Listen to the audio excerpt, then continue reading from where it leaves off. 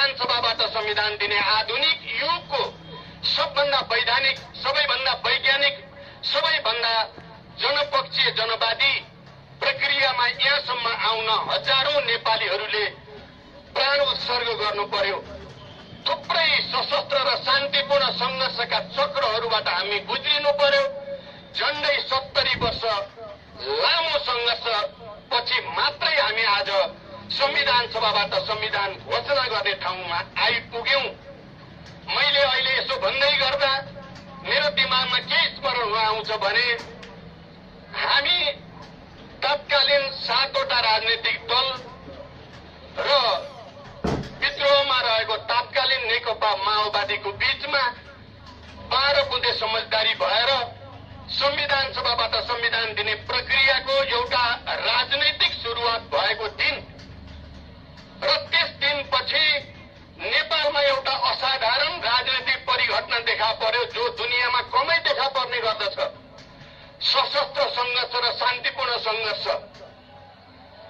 भूमिगत पार्टी र वैधानिक खुला पार्टीहरूको बीचमा समझदारी अनि यी दुईटै संघर्षको बीचमा समायोजन, बडो राम्रो तालमेल इतिहासमा कमै देखा पर्छ। त्यस्तो तालमेल नेपालमा देखा पर्यो जसको परिणाम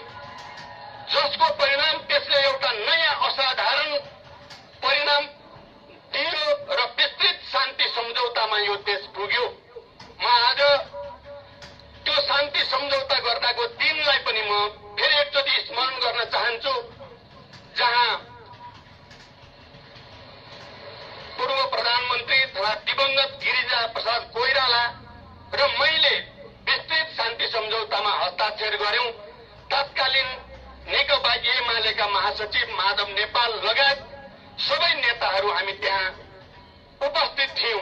मैले त्यो दिनलाई पनि स्मरण गरेको छु र यहाँसम्म आउनको लागि नेपाली जनताले जसरी संघर्ष र बलिदानका श्रृंखलाहरू पार गर्यो, म आज यो ऐतिहासिक घडीमा संविधान सभाबाट संविधान घोषणा गर्ने युगको नयाँ प्रतिनिधित्व गर्ने घडीमा तमाम शहीदहरूप्रति, बेपत्ता भएका तमाम योद्धाहरूप्रति र हार्दिक श्रद्धाञ्जली, उनका शोक सन्तप्त परिवारहरूप्रति हार्दिक संवेदना प्रकट गर्न चाहन्छु। किनकि उहाँहरूको बलिदान बिना, उहाँहरूको संघर्ष बिना यो दिन ल्याउन सम्भव थिएन। यति भनिसकेपछि म अब यो संविधान सभाबाट जो संविधान बनेको छ, संघीय लोकतान्त्रिक गणतन्त्रको संविधान, पक्कै पनि यसलाई कार्यान्वयन गर्ने चुनौती अब नेपाली जनताको अगाडि छ। किनकि केही मानिसहरूलाई संविधान सभाबाट संविधान ल्याउने विधि प्रक्रिया पनि राम्रो लागेको थिएन र संघीय लोकतान्त्रिक गणतन्त्र त्यो पनि राम्रो लागेको थिएन। कहीँ न कहीँ उनीहरूबाट कुनै न कुनै रूपमा विभिन्न प्रकारका चुनौतीहरू आउन सक्छन्। हामीले अहिले संविधान सभाबाट संविधान घोषणा गर्नको निम्ति जुन राष्ट्रिय एकताको प्रमुख राजनैतिक शक्तिहरू बीच एउटा दृढ संकल्प र एकताको प्रदर्शन गरेर हामीले तमाम चुनौतीहरूको सामना गरी यो घोषणासम्म देशलाई ल्याइ पुर्याएका छौं। आउने दिनमा पनि त्यो एकता अझ सुदृढ हुन जरुरी छ। राष्ट्रको पक्षमा, जनताको पक्षमा र नयाँ संविधान कार्यान्वयनको पक्षमा दृढ एकताले मात्रै हामी अगाडि जान सक्दछौं। मैले भनेको छु, अहिले यो संविधानका प्रमुख विशेषता भनेको गणतन्त्र एउटा आफैमा एउटा ऐतिहासिक विशेषता छ। संघीयता जसको प्रयोगमा हामी जाँदैछौं आफैमा एउटा नौलो प्रयोग र नौलो विशेषतामा हामी प्रवेश गर्दैछौं। त्यसै गरी समावेशी समानुपातिक प्रतिनिधित्वको प्रणाली जो विश्वमा नै एउटा समानुपातिकताको दृष्टिकोणले नमुना संविधान भनेर हामीले गर्व गर्न सक्दछौं। साथसाथै धर्मनिरपेक्षता र धार्मिक स्वतन्त्रताको सम्मान जस्ता कुराहरू पनि यो संविधानका विशेषतामा परेका छन्। आदरणीय जनसमुदाय, यो कार्यान्वयनको प्रक्रियामा जाँदा पक्कै चुनौती छन् र मैले भने हामी नेपालीहरूको एकताले मात्रै यसलाई कार्यान्वयन गर्न सकिन्छ। किनकि यो नेपाल राष्ट्रको, नेपाली जनताको स्वाभिमानको, आत्मसम्मानको विजयको रूपमा रहेको छ। यसलाई जोगाउने र कार्यान्वयन गर्ने जिम्मेदारी पनि हामी सबै नेपालीहरूको, सबै राजनीतिक शक्तिहरूको, नेपाल राज्यभित्रका सबै सकारात्मक शक्तिको योगदान त्यत्तिकै आवश्यक छ। पहिले केही राजनैतिक दलहरू र केही जनताका समुदायहरूमा अझै पनि यो संविधानप्रति, त्यसको स्वामित्व ग्रहण गर्ने कुराप्रति केही असन्तुष्टि रहेका छन्। हामीलाई थाहा छ मधेसमा थारू जनसमुदायमा, कतिपय आदिवासी जनसमुदायमा पनि, जनजाति समुदायमा पनि केही प्रश्नहरू छन्, केही गम्भीर असन्तुष्टिहरू पनि छन्। म एकीकृत नेकपा माओवादीको तर्फबाट मैले अस्ति संविधान सभामा पनि भनेको थिएँ, हामी माओवादीको स्थिति शान्ति प्रक्रियामा आएपछि र संविधान निर्माण प्रक्रिया त्यसको अभिन्न अङ्गको रूपमा अगाडि बढाउँदै गर्दा हाम्रो स्थिति अरूको भन्दा अलिकति विशिष्ट छ। हामीले नै यो देशमा उत्पीडित मजदुर किसानहरूको आवाजलाई आवाज दिनको निम्ति आन्दोलन गर्यौं। हामीले नै यो देशमा उत्पीडित जाति भाषिक समुदायहरूलाई उनीहरूको पहिचान र अधिकारको निम्ति अगाडि बढ्न अपिल गर्यौं, आन्दोलित गर्यौं, जागृत गरायौं। त्यसकारण हामी अहिले पनि मधेसमा या थारूहरूमा या आदिवासी जनजातिहरूमा जब आफ्नो पहिचान र हकको बारे कुरा उठ्छ, हामी माओवादी त्यही हुन्छौं, हामी त्यही छौं। तर नेपालको निम्ति एउटा संघीय लोकतान्त्रिक गणतन्त्रको संविधान आवश्यक छ।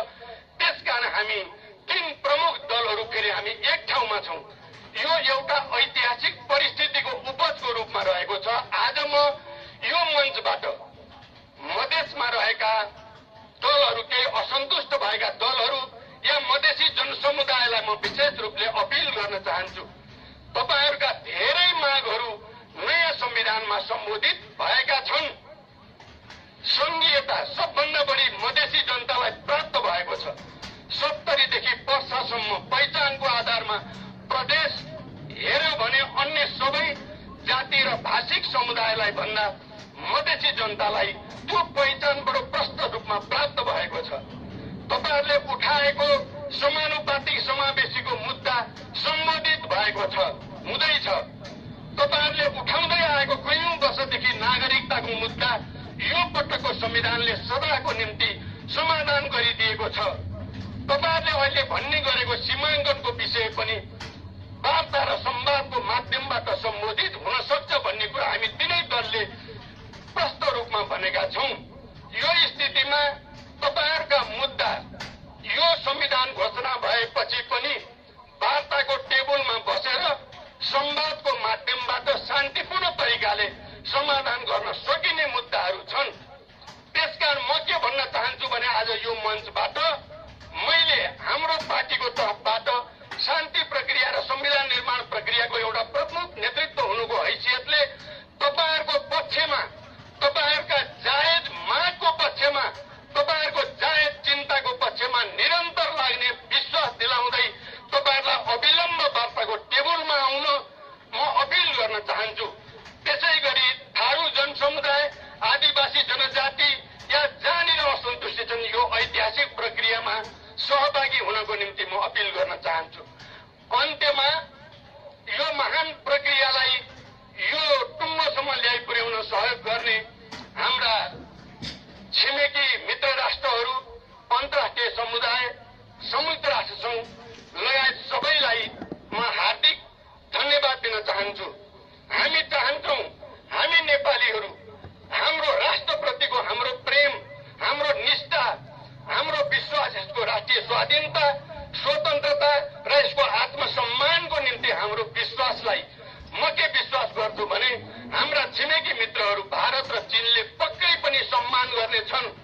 हाम्रो स्वतन्त्रतालाई सम्मान गर्नेहरूले मात्रै आफ्नो स्वतन्त्रतालाई पनि सुदृढ गर्न सक्छन् भन्ने म विश्वास व्यक्त गर्न चाहन्छु। कसैको स्वतन्त्रतालाई हामीले सम्मान गर्न सकेनौं भने हामी आफै स्वतन्त्र हुँदैनौं भन्ने विश्व इतिहासले मान्यता हो। त्यसकारण हामी छिमेकीहरू छौं, अझ विशेष रूपले